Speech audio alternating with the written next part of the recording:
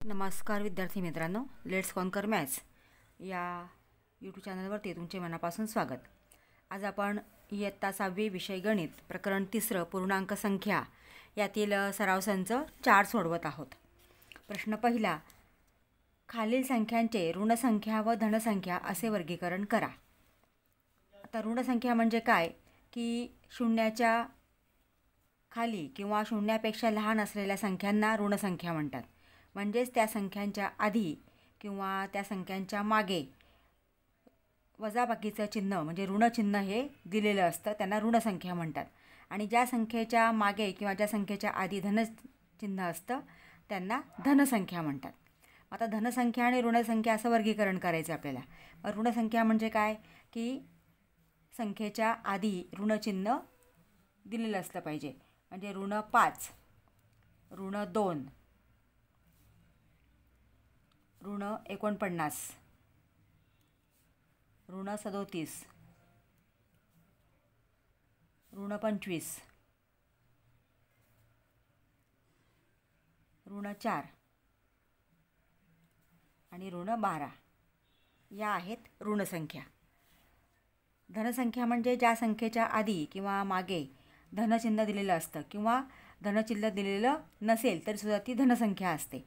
आता इथं धनसंख्या धन 4 नंतर 7, आता इथे चिन्ह दिलेलं नाही आहे पण ही धनसंख्या आहे, कारण चिन्ह न देण्याचं असं व्यवहारामध्ये पद्धत आहे. म्हणून 7, धन 26, धन 19,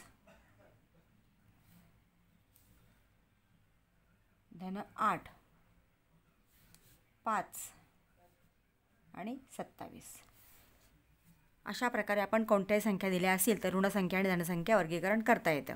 प्रश्न दुसरा, खाली काही शहरांचे तापमान दिले आहे. चिन्हांचा वापर करून लेखन करा. आता स्थान दिले आपल्याला सिमला, लेह, दिल्ली आणि नागपूर. तापमान सिमल्याचं आहे 0च्या खाली 7 अंश सेल्सिअस. आता 0च्या खाली आहे म्हणजे हे वजा ऋण तापमान आहे, म्हणजे हे चिन्हामध्ये लिहिताना ऋण 7 अंश सेल्सिअस.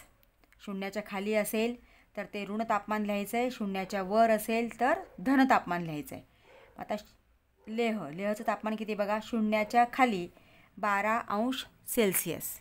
म्हणजे हे सुद्धा काय येणार आहे, 0च्या खाली आहे म्हणून ऋण 12 अंश सेल्सिअस. 0च्या वर 22 अंश सेल्सिअस. आता इथे वर आहे म्हणजे हे तापमान धन येणार म्हणून धन 22 अंश सेल्सिअस. आणि 0च्या वर 31 अंश सेल्सिअस म्हणजे धन 31 अंश सेल्सिअस. या पद्धतीने 0च्या खाली ऋणसंख्या आणि 0च्या वरती धनसंख्या म्हणजे चिन्ह वापरून आपल्याला कुठलंही तापमान दिलं असेल तर ते लिहिता येतं. पुढचा तिसरा प्रश्न आहे, खालील उदाहरणातील संख्या चिन्हांचा उपयोग करून लिहा. एक पाणबुडी समुद्रसपाटीपासून 512 मीटर अंतर खोलीवर आहे. आता ही पाणबुडी आहे, समुद्राच्या आत आहे, समुद्रसपाटीपासून खोल आहे. किती, 512 मीटर अंतर खोलीवर आहे. म्हणजे या ठिकाणी हे ऋण येणार, ऋण 512 मीटर. फक्त हे आपल्याला चिन्हांचा वापर करून लिहायचं आहे. समुद्रसपाटीपासून वर असेल तर ती संख्या धन लिहायची आणि समुद्रसपाटीपासून खोलीवर असेल तर ऋण. हिमालयातील सर्वात उंच शिखर माउंट एव्हरेस्टची उंची समुद्रसपाटीपासून 8,848 मीटर आहे. म्हणजे आता हे शिखर आहे आणि हिमालयातील माउंट एव्हरेस्टची उंची आहे म्हणजे हे काय येणार आहे, समुद्रसपाटीपासून वर आहे म्हणून हे अंतर धन येणार आहे. किती आहे, 8,848 मीटर. जमिनीपासून 120 मीटर अंतरावर उडणारा पतंग. आता पतंग हा नेहमी वरती उडतो म्हणजे जमिनीपासून वर म्हणजे समुद्रसपाटीपासून वर आहे. समुद्रसपाटीपासून वर असेल तर ते अंतर धन दाखवायचं, समुद्रसपाटीपासून खाली असेल, खोल असेल, खोलवर असेल तर ऋण दाखवायचं आहे. आता इथं हे जमिनीपासून पतंग हा 120 मीटर अंतरावरती उडतो आहे म्हणजे हे धन अंतर आहे. अधिक किंवा धन 120 मीटर. भुयार जमिनीखाली 2 मीटर खोल आहे. हे जमिनीच्या खाली आहे म्हणून हे ऋण येणार.